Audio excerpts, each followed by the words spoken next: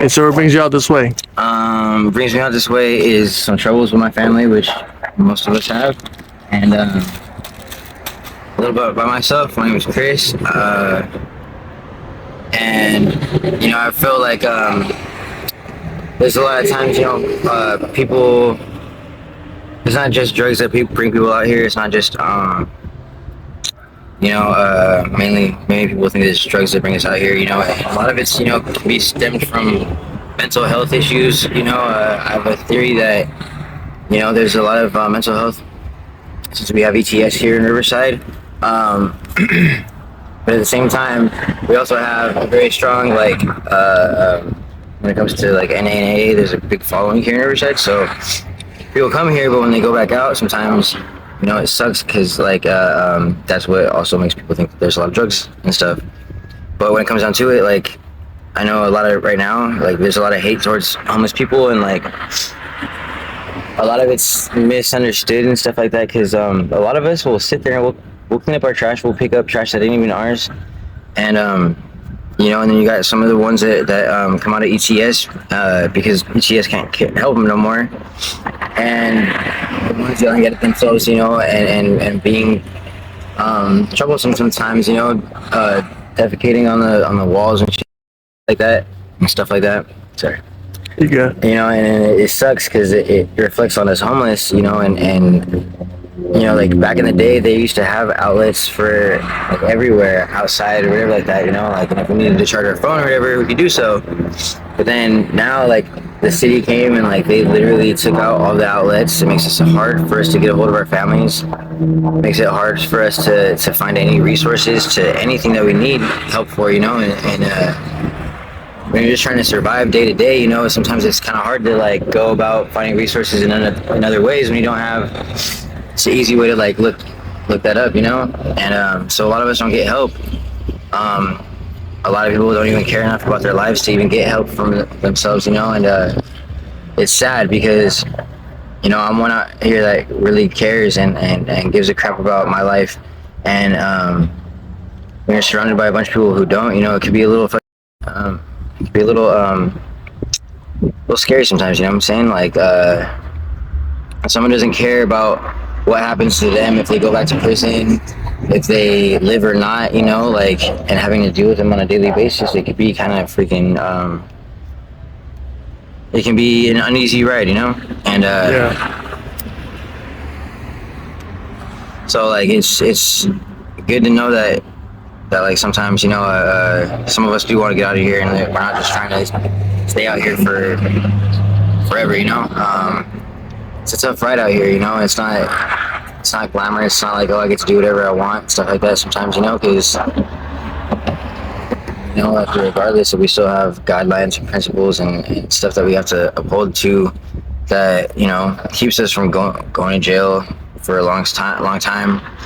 I got very lucky when I went to prison because I went because my dealer at the time snitched on me and my girlfriend, and he had a gun in the trunk, and I let him drive because my lady was asleep in the back seat. She had a driver's license. It was her car.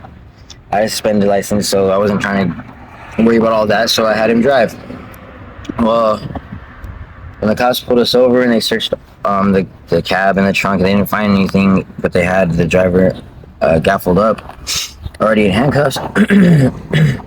Like he went and he freaking he told them where everything was. So when they found it, they handcuffed all of us and they took us to the jail, to the substation, and like all of us are denying it, but then they start questioning my girlfriend, like, okay, if it's not yours, but it's your vehicle, who else had control of the vehicle? Knowing damn well who they pulled over. So at that point, I was mad because my girlfriend had never been in handcuffs before, and it was my fault that was the case right now. So I told them that it was all mine, and I was like, "It's mine. What's yours?" I said, "All of it, man. Just get them the hell out of here." And then so I took the fall for that. And when I went to prison, I was able to tell that to the guy who represented my race, and I got given like a golden pass, if you will, because He's like, look, he said, you seem like a good kid with a good head on your shoulders. I'm not gonna put you in line unless you want to be put in line. Other than that, What is put in line? to take care of stuff that when people mess up and they need Take care of business. exactly, yeah. So told me he wouldn't put me in line if I didn't want to be put in line, you know, and they get back.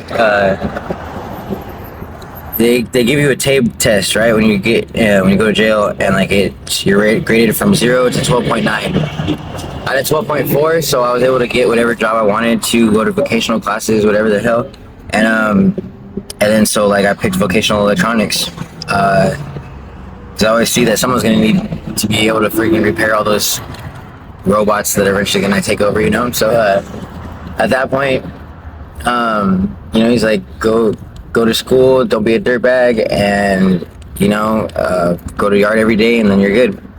So that doesn't get handed out very lightly at all, you know. Like from in my head, I don't think that gets handed out at all, like really. I feel like, and it's sad too, because I feel like if I had not picked to go, 'cause I'm mixed, right?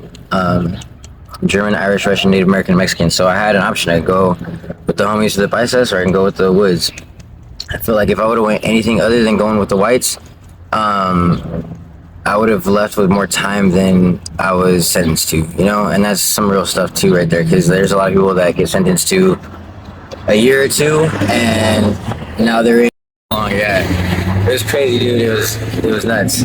And like, I met a bunch of lifers because they sent me to Old Folsom.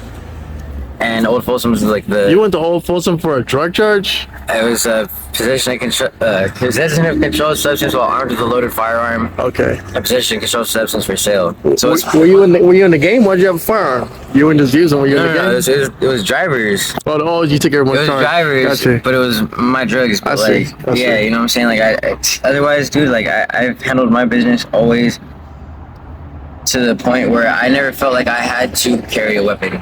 You know what I'm saying? Because to me, that's just stupid, and you know what I'm saying? Like, it's not always gonna work out in your favor, you know? So, like, if you pay attention to who you're dealing with, and this is even in real business, real life business, and stuff like that too, like, as long as you're doing what you have to do correctly, and you're not screwing people over, and you're not freaking making a bad name for yourself, dealing with unsavories and stuff like that, why would you even have to worry about that? You know what I'm saying? And besides who I was dealing with, you know, like, and getting my stuff from, like, yeah, okay, he had a weapon, but everybody else that I had to deal with, I didn't have to worry about that. Or if they did have weapons, I never caused a situation to have to need one, or to have one like aimed at me in an improper way.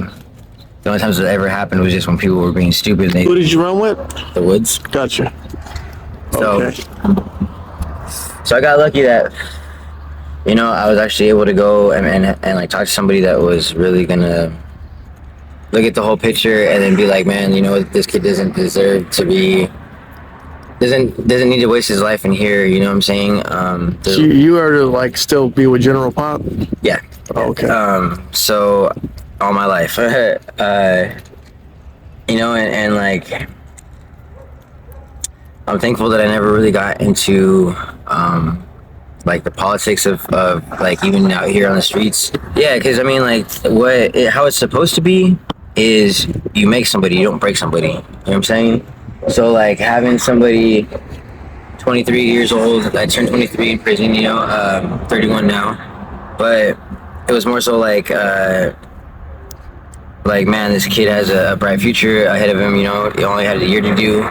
So it's like, get him out of here, you know, and have him, you know, start being a part of society, you know, and do right, you know, instead of just being stuck in the system and in prison for the rest of my life. Because there's somebody I met in there, his name was Rufus. He's like freaking, at the time he was like already like good, almost 80 years old. And he went to prison when he was 17 with like 18 months to do. And he never left.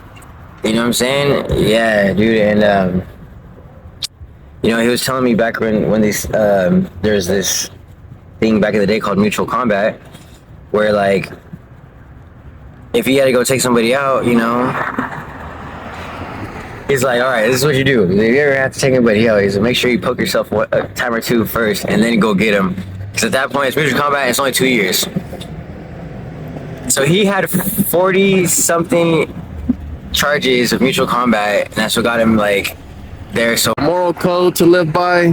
I had that already, thankfully. So does prison reinforce that? It can if the proper people are around, because I feel like a lot of the reason why there's lack of respect and so many other things out here is the fact that when a lot of these people were growing up to begin with, they didn't have good people out here to like let them know, hey, that's a no-no, you know, or you know, that's okay, can't do that, can't do this, you know, stuff like that. And it's and I feel like for a period of time there, like a bunch of the really good, like, yeah, if they were handling criminal activity or whatever like that, you know, like they are the ones that still had those morals and that those principles and standards to hold themselves by. You know, like I feel like a lot of them went away at a very vital point for a lot of the youngsters that needed some structure, needed some guidance, that didn't really get that, and especially with everything else going on out here to where how it's been now compared to then, you know, like it's you know, I feel like a lot of that is to do with because of a lot of good people, minded people were put away. And they didn't learn the lessons. And they didn't get to teach the younger. It seems like you got taught those lessons at a young age, right? So who were those influences that you had to teach you these lessons, right? Yeah, I mean, I would say a lot of it, I ain't even really street coach. I was raised, the way I look at it, I was raised proper. You know what I'm saying? Like, I was raised with, like, you know, have respect for people, you know, always respect your elders. You know, even when they're acting dumb or something like that, you know, you try to freaking, don't just fly off the handle right away, you know, you sit there, even if you feel disrespected by an elder, you know, you don't disrespect them by trying to freaking get your point across that, hey, I feel disrespected in this, you know what I'm saying? Like, there's proper manners to go about things, and then some people can't take that. You know, there's been plenty of times when, like, I felt disrespected by somebody, you know, and I let them know, and they wanted to take it to a whole nother level, when I'm like, dude, look, I'm not even trying to take it there. I'm just letting you know, like, hey, like, you have your boundaries, I have mine, you know, and respect that, and then everything will be good, you know what I'm saying? And, yeah, you know, there's been a couple times where I've almost got into it with some older people, but it's because they're so used to freaking everybody just disrespecting them and stuff like that, that they're not able to